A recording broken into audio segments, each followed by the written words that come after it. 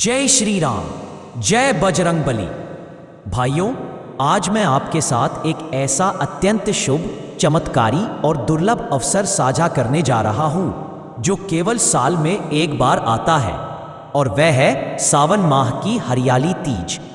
यह दिन न सिर्फ शिव पार्वती के पुनर्मिलन की स्मृति दिलाता है, बल्कि यह दिन देवी देवताओं की कृपा पाने के लिए सर्वोत्तम माना गया है। खासकर जब हरियाली तीज सावन के पावन सोमवार या मंगलवार के करीब पड़ती है, तब यह दिन अत्यंत शुभ योग लेकर आता है। यह वह दिन है जब आपके द्वारा बोला गया हर वचन, हर संकल्प, हर प्रार्थना ब्रह्मांड में कंपन बनकर प्रभु के चरणों तक पहुंचती है। हमारे सनातन धर्म में हरियाली तीज का विशेष महत्व है। यह पर्व जहां स्त्रियों के लिए सौभाग्य और अखंड सुहाग का प्रतीक है, वहीं पुरुषों के लिए यह दिन शिव तत्व और शक्ति तत्व के संयोग से जीवन के सभी रुके हुए कार्यों को गति देने वाला दिन माना गया है। हरियाली तीज केवल व्रत और श्रृंगार का पर्व नहीं है, यह वह समय है जब प्रकृति स्वयं हरितिमा से भर जाती है, चारों ओर हरियाली फैलती है और वातावरण में सकारात्मक ऊर्जा बहती है। इसी ऊर्जावान वातावरण में यदि हम सही भाव, सही विधि और सच्चे विश्वास के साथ कोई प्रार्थना या उपाय करें, तो उसका प्रभाव कई गुना बढ़ जाता है। हरियाली तीज पर शिवजी की पूजा का महत्व अत्यधिक है, क्योंकि यह वही दिन है जब माता पार्वती ने कठिन तपस्या करके भगवान शिव को अपने पति रूप में प्राप्त किया था। ये पर्व उनकी तपस्या, प्रेम, समर्पण और शक्ति का प्रतीक है। अब जरा सोचिए, जब एक कन्या के कठिन संकल्प से स्वयं महादेव पिघल गए, तो क्या एक सच्चे मन से किया गया संकल्प आज भी उन्हें नहीं छू सकता? यह दिन तप, भक्ति और मांगलिक ऊर्जा का प्रतीक है। यदि हम इस दिन केवल स्त्री धर्म तक सीमित न रहकर इसे एक व्यापक आध्यात्मिक अवसर माने, तो यह दिन हमारी इच्छाओं के लिए भी उतना ही प्रभावशाली सिद्ध हो सकता है जितना देवी पार्वती के लिए था। अब बात करते हैं हनुमान जी की, क्योंकि बहुत से लोग ये सवाल करते हैं कि सावन में और खासकर हरियाली तीज जैसे पर्व पर शिवजी की पूजा तो उचित है, लेकिन हनुमान जी की पूजा का क्या स्थान है? तो इसका उत्तर यही है। हनुमान जी स्वयं शिवजी के 11वें रुद्र अवतार माने जाते हैं। वे केवल राम भक्त ही नहीं, बल्कि स्वयं शिव तत्व से प्रकट हुए हैं। अतः सावन का महीना जितना शिव भक्ति का है, उतना ही हनुमान भक्ति का भी है।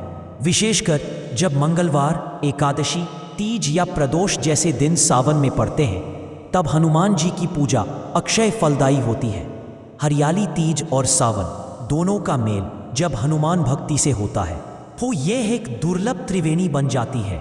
एक तरफ पार्वती जी का तप, दूसरी ओर शिव जी का करुणा स्वरूप और तीसरी ओर हनुमान जी का संकल्प शक्ति से भरपूर स्वरूप। इन तीनों की संयुक्त कृपा यदि किसी के जीवन में उतर जाए, तो कोई भी असंभव इच्छा संभव बन सकती है। इसलिए इस बार की हरियाली तीज पर केवल भगवान शिव और माता पार्वती की पूजा ना करके हनुमान जी को भी विशेष रूप से स्मरण करें, क्योंकि हनुमान जी ही वे देवता हैं जो आज के युग में सबसे शीघ्र फल देने वाले और सशक्त माने जाते हैं। अब प्रश्न आता है, आखिर इस दिन करना क्या चाहिए? कौन सा ऐसा दिव्य उपाय है जो इस शुभ अवसर पर आपकी सारी मनोकामनाओं को पूर्ण कर सकता है? आइए अब इस रहस्य को विस्तार से समझते हैं। हरियाली तीज के दिन सुबह स्नान करके साफ सुथरे वस्त्र पहन लें। इस दिन कोशिश करें कि हरा रंग आपके वस्त्रों में शामिल हो। हरियाली का प्रतीक रंग हरा इस दिन की ऊर्जा से जुड़ने में सहायता करता है। फिर घर के मंदिर को गंगा जल से शुद्ध करें, दीपक जलाएं और भगवान शिव, माता पार्वती और श्री हनुमान जी को पुष्प, अक्षत, चंदन और फल अर्पित करें। अब पूरे दिन में किसी भी समय जब आपको शांति और ध्यान का समय मिल जाए, उस समय यह विशेष अनुष्ठान करें। एक स्थान पर बैठ जाएं, मन को शांत करें और सबसे पहले भगवान शिव और माता पार्वती का ध्यान करें। उनकी कृपा से ही सभी योग प्रारंभ होते हैं। फिर श्री हनुमान जी का ध्यान करें। अब हाथ में एक दीपक जलाकर एक गिलास जल अपने सामने रखें। फिर 7 बार श्री हनुमान चालीसा का पाठ करें।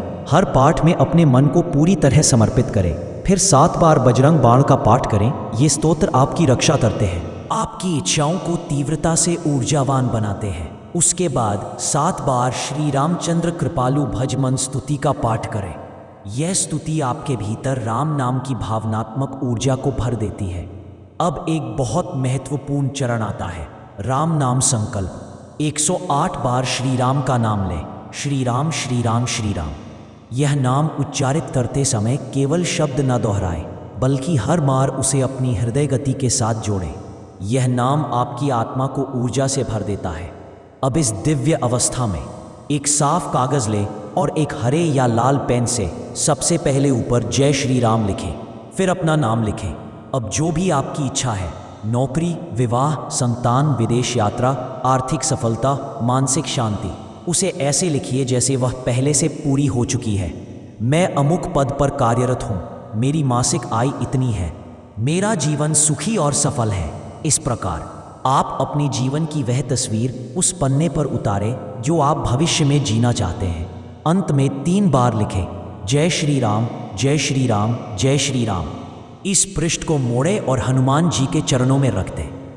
यदि घर में मंदिर नहीं है तो उसे अपने पास रखें और रात को तकिए के नीचे रख दें, लेकिन इसे किसी को न दिखाएं। रात को सोने से पहले एक बार फिर से उस पन्ने को अपने हाथ में लें, आंखें बंद करें और वह सब कल्पना करें जो आपने लिखा है, जैसे कि वह सब कुछ आपके साथ हो चुका है।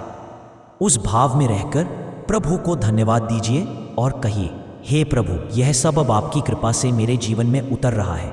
यह प्रक्रिया केवल एक क्रिया नहीं है, यह एक भाव है। यह ब्रह्मांड से जुड़ने की वह तकनीक है जिसे आज की दुनिया में मैनिफेस्टेशन कहा जाता है।